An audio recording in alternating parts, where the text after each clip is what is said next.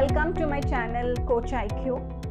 Today we do economics, the second lesson, sectors of the Indian economy, and from there we do how to create more employment. Creation of employment is extremely important for a country's development. So it is always on a high priority list. We think about the rural areas first and then the semi-rural areas.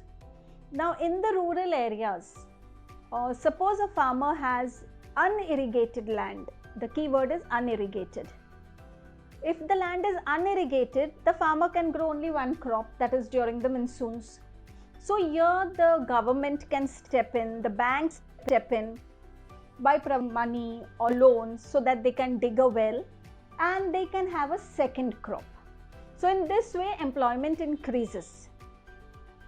Secondly, when dams are being constructed or canals are being built, people from the agricultural sector can get work over there.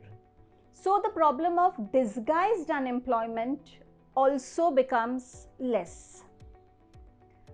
Thirdly, if more investment is done in public roads, your transportation facilities are improved, proper storage is given by the government, what happens is these farmers who are growing more crops, after keeping for their family's needs, they will have a surplus which they can sell in the markets. But for that crop to go from the field to the market, you need proper transportation.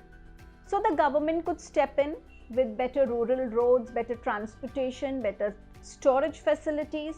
So in this way the farmer grows more crops. And secondly, you also have employment generated in the tertiary sector due to transportation and due to storage facilities.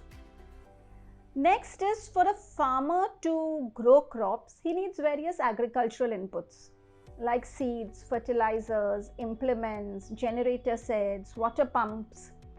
And for this you need money, you need capital. Now when the farmer is poor, he may not have savings. So he would borrow from a money lender who would charge a high rate of interest. So again, banks could provide credit, that is loans, at a reasonable rate of interest, and the farmer can start his farming activities at the right time. So this covers up rural areas. Now come to semi-rural areas. How do you create more employment? So here you identify, promote and locate. You can remember your cricket IPL. I, identify, P, promote, and L is locate. So identify, promote and locate industries which can be established, which can be set up in semi-rural areas so that employment is created. Like if there are farmers who are growing dal or pulses, then a dal mill can be set up so that the dal is procured from the farmer and the dal is processed. So in this way that mill you set up in a semi-rural area, maybe a small town.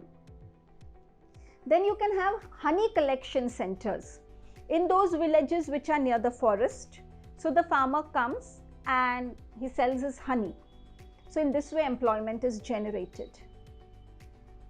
Then there could be industries which process fruits, agricultural products like tomatoes, so you can have your tomato ketchup, your rice, for rice you make the poha, what we say.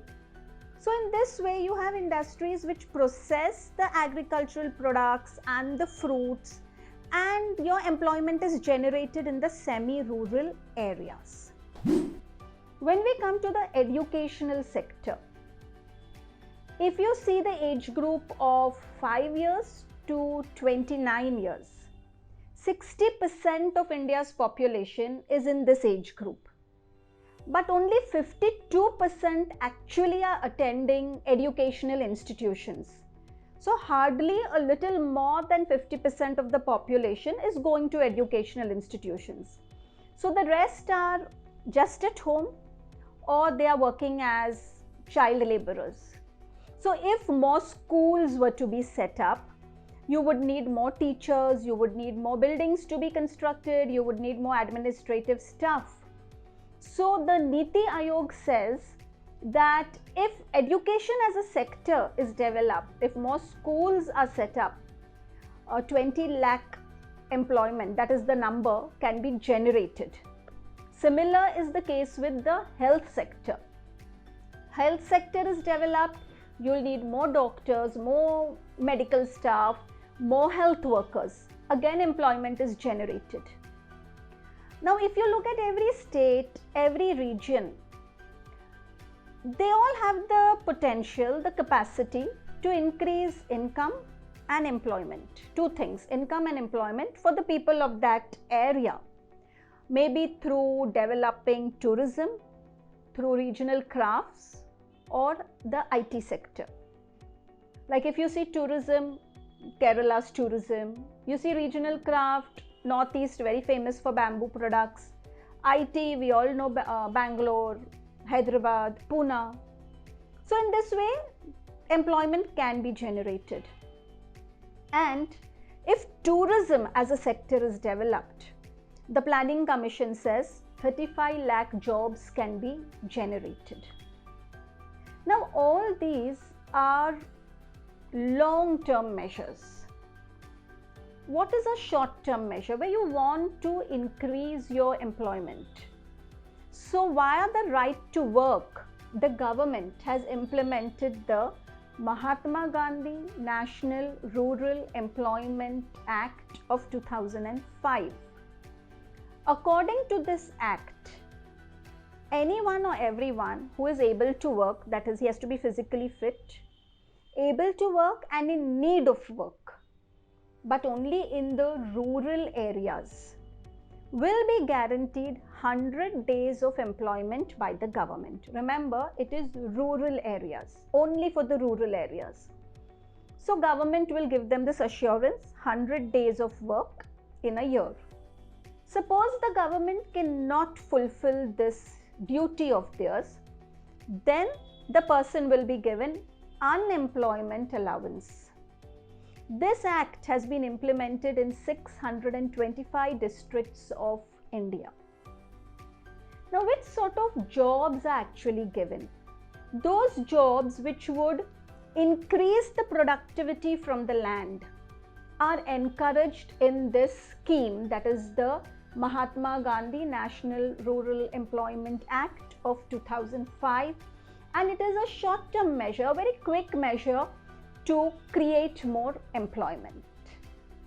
I really hope this topic has become clearer, and if you have any queries, please post them in the comments below, and do like the video, share it with your friends and classmates, and subscribe to my channel to continue studying with Coach IQ.